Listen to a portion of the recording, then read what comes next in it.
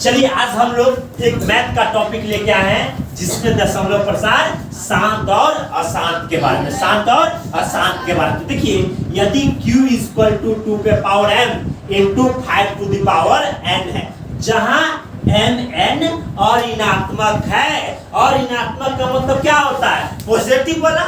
अरे और ऋणात्मक का मतलब क्या होता है? पॉजिटिव वाला, यानी धनात्मक वाला, उसी को ना कहते हैं और ऋणात्मक। क्या और ऋणात्मक है, अर्थात q का कोई दूसरा गुणनखंड 2 और 5 के घातों को छोड़कर नहीं होना चाहिए, तब p/q का दशमलव प्रसार शांत होगा। तो देखिए दशमलव प्रसार आपका शांत कब होगा?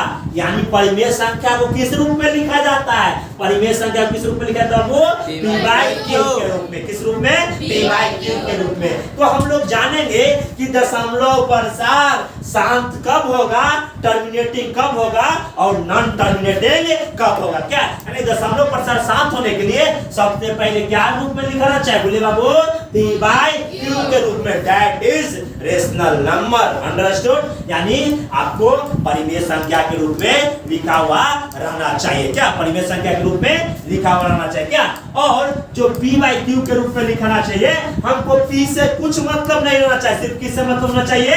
q से। किससे? q से।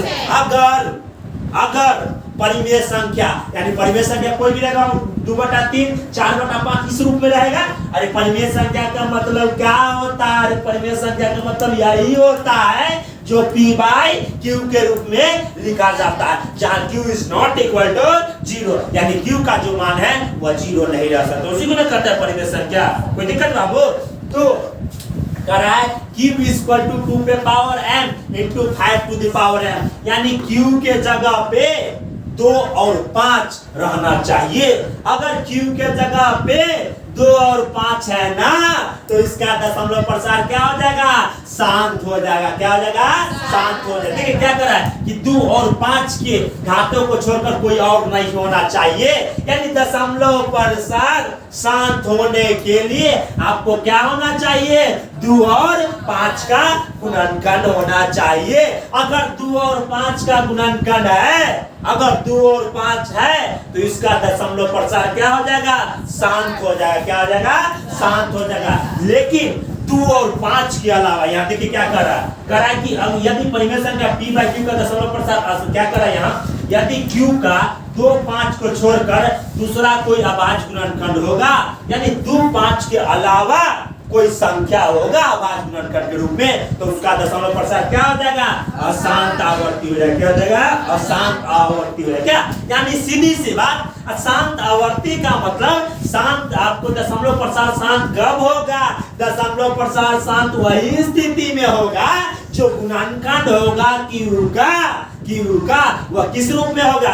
2 और 5 के रूप में होगा। किस रूप में होगा? 2 और 5। अगर 2 और 5 रह गया q के स्थान पे, तो इसका दशमलव प्रसार क्या होगा? शांत हो गया। लेकिन 2 और 5 के अलावा कोई रह गया तो दशमलव प्रसार क्या हो गया? अशांत आवर्ती हो जाएगा। क्या हो जाएगा?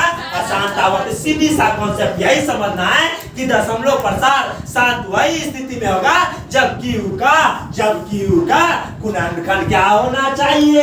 2 और 5 होगा। अगर q के जगह पे 2 और 5 का अभाज्य गुणनखंड है, तो दशमलव प्रसार क्या होगा?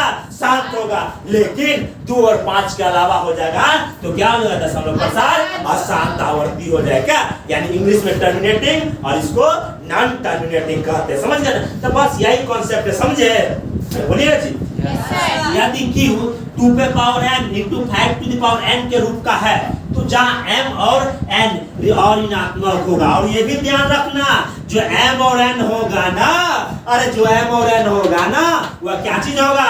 और ऋणात्मक। और ऋणात्मक का मतलब क्या? प्लस वाला। अरे और ऋणात्मक का मतलब ऋणात्मक नहीं, तब जब ऋणात्मक नहीं तो क्या? धनात्मक। अरे और ऋणात्मक नहीं का मतलब क्या? धनात्मक। यानी m और n के जगह क्या रहना चाहिए?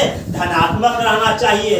तब q इक्वल टू 2 पे power m into 5 to the power m बराबर 2 पे power m into 5 to the power m। क्या यानी तो 5 दूनी 10, पावर से में तो एक जगह पावर को क्या कर दिए? लिख दिए। क्या अलग अलग पावर है बाबू, सेम पावर है, दोनों को गुना करके पावर क्या कर दिए?